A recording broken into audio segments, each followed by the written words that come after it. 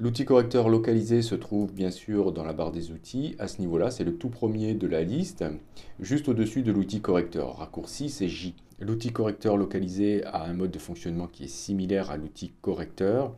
À la grande différence près, c'est que vous n'aurez pas besoin d'échantillonner une zone pour opérer votre correction. C'est l'outil qui va s'en charger lui-même. En termes de forme de brosse, on a toujours le même rond disponible, on n'a qu'un rond en fait. Et bien sûr, on va pouvoir ici, hop, on va pouvoir écraser. Alors, on va pouvoir écraser ce rond hein, pour en faire une ellipse, hein, comme pour l'outil correcteur. On a aussi les paramètres d'épaisseur, de dureté et de pas disponibles, évidemment. En termes de mode de fusion, on va retrouver un petit peu les mêmes, on va retrouver exactement les mêmes qu'avec l'outil correcteur. Et bien sûr, le mode le plus efficace, ce sera le mode normal. Après, on a trois types de moteurs de correction, on va dire, disponibles. On a contenu pris en compte, on a créé une texture et on a similarité des couleurs.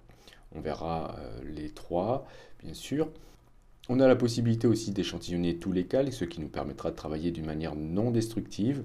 Et on va retrouver le paramètre diffusion que nous avions déjà vu avec l'outil correcteur, mais cette fois-ci, il ne sera disponible qu'en similarité des couleurs. Si je suis en contenu pris en compte, il ne sera pas présent, ni avec créer une texture.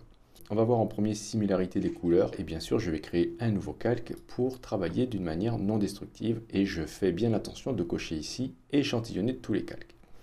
Bien, alors je vais zoomer un petit peu dans mon image, et je vais essayer de supprimer par exemple cette personne.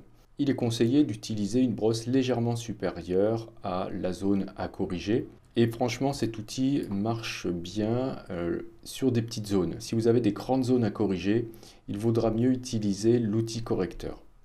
Donc là, je vais réduire légèrement un petit peu ma brosse pour, voilà, pour pouvoir recouvrir, pas trop en fait, la zone à corriger. Et je suis en similarité des couleurs. Donc regardez, j'ai très simplement juste besoin de faire ici un passage au-dessus. Et voilà, il corrige tout seul.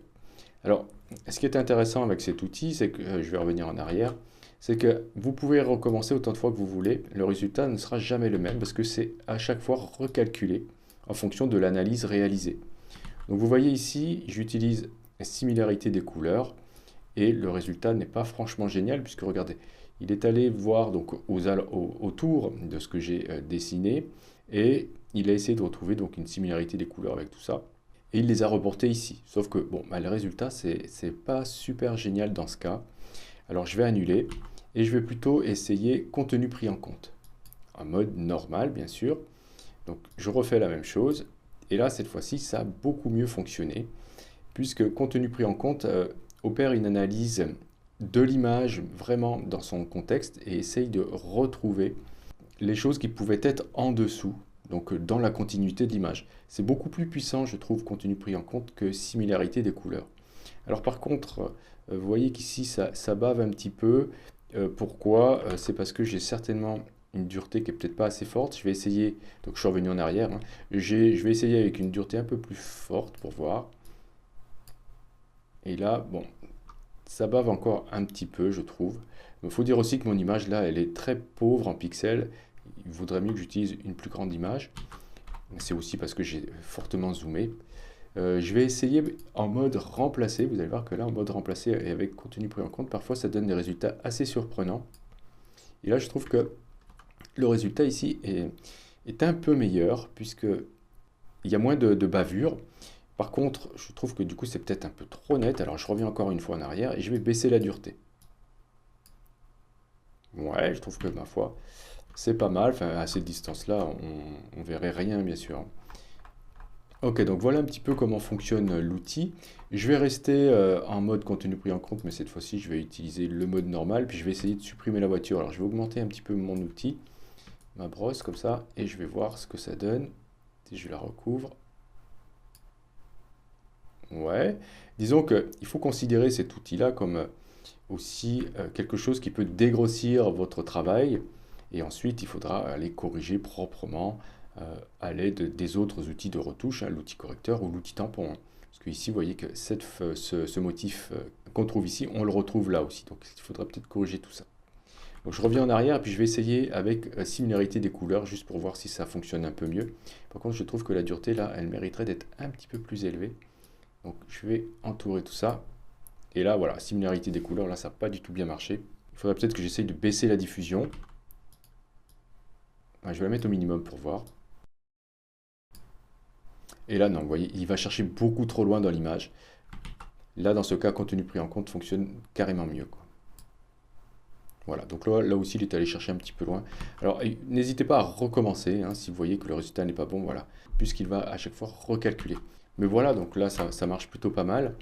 Et comme j'ai travaillé sur un calque vide avec échantillonner tous les calques cochés, voilà, je peux revenir en arrière et voir ce que ça donne. Bien, alors on n'a pas essayé par contre créer une texture. Alors ça, créer une texture, je m'en sers vraiment jamais parce que ça me convient pas, ça me donne toujours des résultats qui sont pas bons. Je vais refaire un autre calque et on va essayer ici, vous allez voir que créer une texture. Voilà, ça essaye, en fonction de ce que j'ai recouvert, comme ça, de retrouver la texture qu'il y a sous-jacente et de la refaire. Et bon, bah là, c'est pas top top. Bon, là, je vais même pas essayer sur la voiture, elle est juste pour rire, parce que vous allez voir que là, c'est pas top du tout. Voilà. On va essayer sur cette image, on va essayer d'enlever cette balafre ici sur la joue de cette personne. Je vais ajouter un calque vide, bien sûr. Bon, je sais que normalement, il ne faudrait pas le faire, ça fait partie de sa personnalité, etc. C'est juste pour l'exercice. Donc, je vais essayer ici avec contenu pris en compte. Vous allez voir que pour ce type de retouche, cet outil-là n'est pas tout à fait le meilleur outil.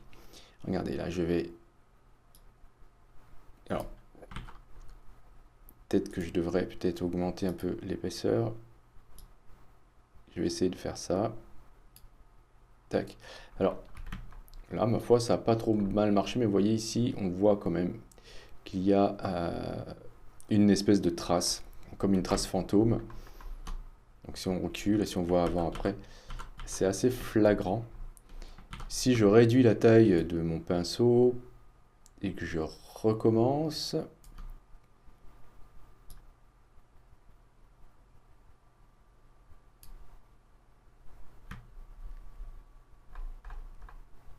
Ok, bon, il y a encore une petite trace ici, il y a encore une trace.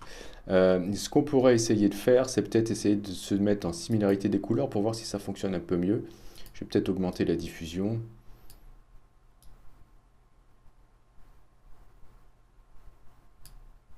Ok, donc là, ça marche carrément encore moins bien. Ok, donc c'est pas top. Donc, par contre, si j'utilise, regardez, l'outil correcteur qu'on a vu la dernière fois, je vais dire que je vais reporter cette texture-là ici. Je me mets là et je vais essayer de peindre comme ça. Hop. Ça fonctionne beaucoup mieux. Peut-être enlever ça, ce motif, voilà. Franchement, là, à ce niveau-là, l'outil correcteur fonctionne carrément mieux, quoi. Par contre, pour les petits boutons, les petits problèmes de peau très très très légers comme ça, regardez, un simple clic, tac, voilà. Là, ça marche carrément mieux. Même en similarité des couleurs. Regardez les grains de beauté, en un seul clic, ça part.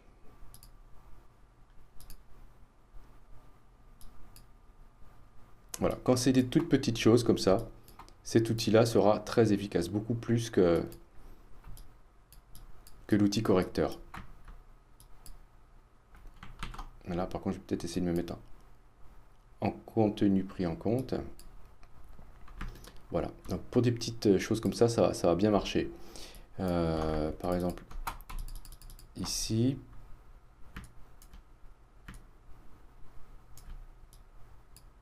Tac, voilà, c'est presque bien.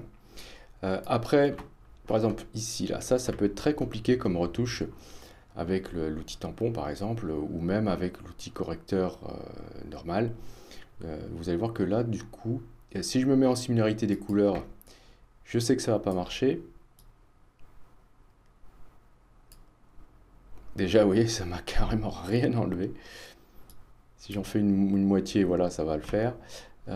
Si je me mets dans ce sens-là, ok. Voilà, là ça fait rien, c'est marrant, hein. Tac. Voilà, là ça l'a fait. Ah, ça peut faire illusion vu de loin comme ça, mais vous allez voir qu'avec l'outil, pardon, vous allez voir que en mode contenu pris en compte, ça va carrément mieux marcher. Alors pas toujours, je recommence. N'hésitez pas à recommencer puisque le résultat est à chaque fois recalculé. Ok, je vais peut-être essayer dans ce sens-là. Ah, ça me prend une mèche ici qui est par là. Alors je vais baisser la taille de mon outil pour qu'il aille chercher moins loin. Peut-être autour de lui.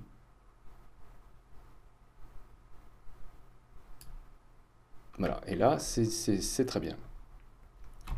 Donc après, bon, avec ce genre d'outil, on a envie de tout corriger. Alors je peux aller, hop, enlever ça, voilà. Bon, etc. Vous avez compris le principe. Cet outil peut être aussi très pratique pour enlever, par exemple, des fils dans une image, des fils électriques. Là, je suis en contenu pris en compte. Je crée un nouveau calque. Échantillonner tous les calques et cocher. Voilà, je peux, par exemple, peindre ça.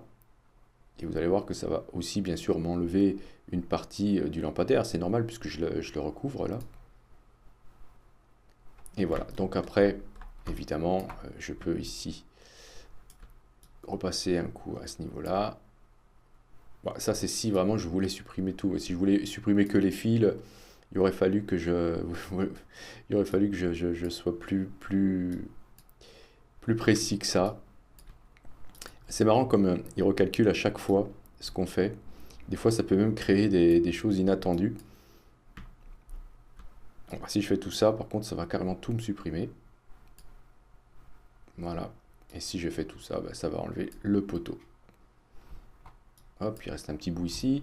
Si je vais tout en bas, vous allez voir que là, cette zone est très compliquée à retoucher puisque il faut refaire le fond. Il faut là, ici. On va voir comment il va s'en sortir, mais moi, je pense que ça va pas être super. Alors j'appuie sur majuscule pour être bien droit. Si j'appuie sur majuscule, vous allez bloquer l'axe initial de votre mouvement. Et comme là j'étais en vertical, ça m'a bloqué les verticales. Donc je lâche. Voilà, donc ça il s'en sort pas trop mal quand même. Ça pourrait être comme ça, même si c'est pas comme ça dans la vraie vie. Ça a ôté le personnage qu'il y avait derrière, là c'est normal. Après je peux enlever les ombres du poteau, puisque ça n'a plus lieu d'être. Je réduis la taille de mon outil pour que ça n'aille pas trop chercher trop loin. Là le poteau, pardon, le trottoir ici, il a été reporté, donc je vais revenir en arrière. Et je ne vais pas tout faire d'un coup.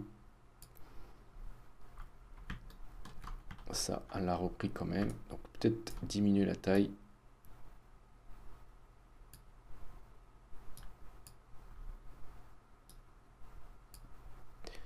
Voilà. Voilà en gros. Donc avant, après, bon, il y a encore des petites pétouilles ici à ce niveau-là qu'il faudrait corriger.